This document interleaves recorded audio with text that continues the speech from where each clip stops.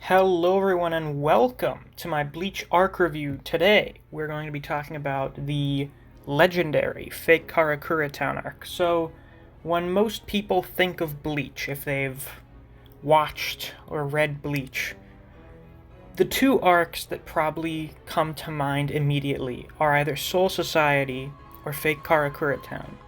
Um, and that's for various reasons. I would say probably the biggest ones for fake Karakura would be some of the absolutely legendary moments that happen in it, notably Ichigo versus Ulquiorra and Aizen versus the Gotei 13. So Ichigo versus Ulquiorra is one of the best fights in the series. Seeing Ichigo struggle against Ulquiorra and then Ulquiorra pulling out Resurrections and kicking Ichigo's ass. And then yeah, I just thought it was a really great moment when Ichigo's pretty much doing the shonen protagonist thing and refusing to give up, and Ulquiorra's like, "You're a fucking moron. Fuck it. I'm going to enter my second resurrection and just blow a fucking hole in your chest."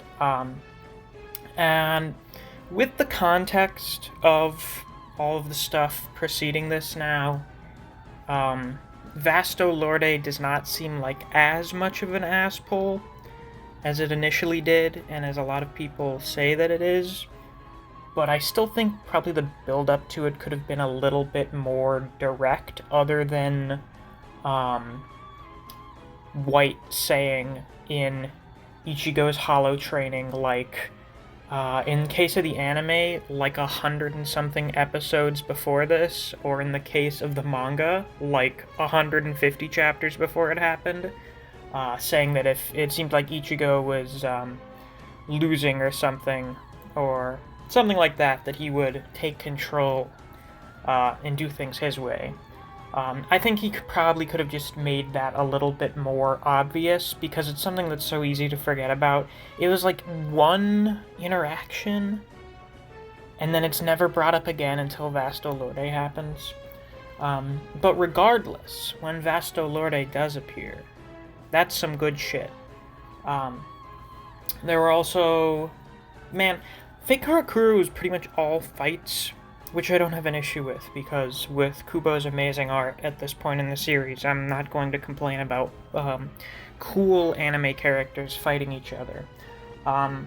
It was essentially the captains and lieutenants fighting against the Arrancars and their fracciones. And I'd say probably the highlight of those fights would be Kiraku versus Stark. I just think Kiraku's Shikai is really neat, the way it's able to turn children's games into a reality. I think that's a very unique ability, at least from the stuff that I've read. And of course Stark is like the coolest Espada, except for maybe Ulquiorra. I mean, like, he's a gunslinger. He shoots giant exploding spirit lasers out of his pistols, and he's also able to turn them into coyotes or wolves or something. I mean, he's so fucking cool. And also just like his laid-back personality. Stark is not like a terrible person. He just wants to pay back Aizen for giving him people that he's able to hang around with. And then of course, you had Aizen versus the Gotei 13. I mean, shit. I mean, really, what can you say about that fight? It's Aizen kicking the shit out of literally every single captain and the Vizards, and then fighting Yamamoto, who, until this point, is, like, the strongest character in the series. And, whenever Yamamoto does stuff, it's really cool.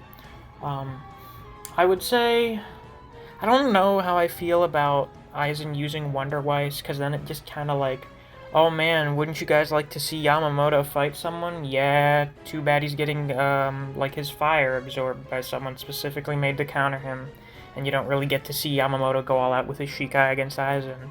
Which I understand is part of Aizen's, like, big brain planning stuff, but it feels like Kubo made Yamamoto so powerful that he had to constantly make up reasons for you to not be able to see Yamamoto go all out and fight someone. I would say with how powerful Aizen is, you could reasonably have him and Yamamoto fighting each other, with Yamamoto at least in Shikai or something. without having to use Wonder Weiss. But even then, Yamamoto fighting Wonder Weiss was cool.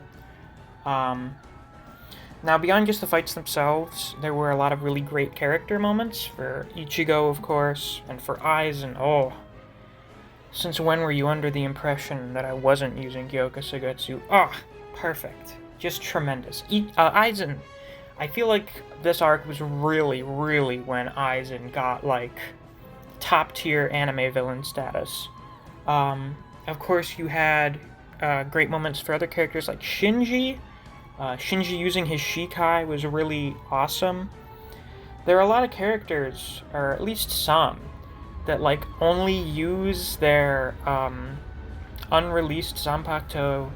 Like Ishin only ever used his Shikai in Everything But the Rain. Like, why wouldn't he? Whatever, we're getting off track here. But with how like useful Shinji's Shikai is, you'd think he'd just whip it out like all the time or whatever. Because I don't think it affects other people. It seemed like he was directing it specifically at Aizen, I think.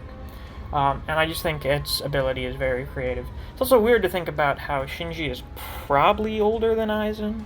Like, I know when you consider, like, Toshiro, that captains can be younger than their lieutenants. But I think Aizen seemed like a lot younger in Turn Back the Pendulum, didn't he? So it's just interesting to see the power dynamic and think about Shinji actually being older than Aizen, when Shinji looks like some kid in like his late teens, early 20s. I don't know. Of course, Kamamura. This arc, we get the culmination of the Tosen arc. So we got really good moments out of Kamamura and Hisagi. Kamamura using his Bankai. His Bankai kind of sucks. But it's still really cool, the giant samurai. So seeing him fight that whale Fractione, and then I would say that his fight against Tosen was pretty cool. And then with Hisagi, you have his fight against Kalidor and getting to see his Shikai, and then his moments fighting his own captain. I thought those were really good character moments for them, since the focus of Bleach is primarily on its characters. I would say it's especially good when we get to really see him shine in moments like this. And now, I don't know if this is like a unpopular opinion or something, but I found the conclusion of Tosen's character arc to be fairly satisfying. His motivations were kind of confusing. I wasn't exactly sure what he was talking about in terms of what happened with his friend, quote-unquote. I don't know if there was more to that relationship than that. But it was basically just him being pissed at Soul Society and thinking that they don't deserve to exist or whatever.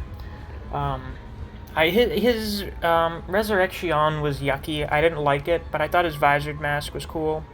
And I would say that, like, his last interactions with Kamamura and Hisagi were pretty good, and I'd say that that was, like, a pretty good end to his character arc. Now, getting into some specific negatives I have for this arc, I felt like there were a lot of really big missed opportunities. Starting off, for a couple of the big ones, you had Baragon and Yamamoto. Yamamoto has essentially been the leader of the Shinigami for like over 1,000 years, and Baragon has been the leader of the Hollows for God knows how long, and they have essentially no interaction in the entire arc. You would think the leaders of the respective factions would have more interaction with each other when they finally meet on the battlefield, but there's nothing. You just have Baragon's fight against Omaida and Soifan and the Vizards, and that's really it. And it felt like that was just like something that Kubo really could have done something with, and he was just like, oh, whatever, he has time powers, and someone with a useless Bankai has to fight him. Another big missed opportunity was Ukitake. This is a problem with Ukitake for the entire series. He doesn't do shit. Don't we not find out what his Shikai does until, like, filler arcs in the anime or something? I don't remember if they talked about it during Soul Society. And we never saw his Bankai. Though that's more of, like, a later on issued stuff. But, like, Ukitake is there with Kyoraku when he's fighting Stark and oh god, whatever her name was, the little kid that's also part of Stark. Like, he doesn't do anything. He just kind of, like, fights the kid a little bit, and then gets stabbed at some point. It just felt like a really big letdown. Like, Ukitake is supposed to be one of the two, you know, star students from Yamamoto's academy. They're his sons. And the only person we ever see really do anything is Karakura.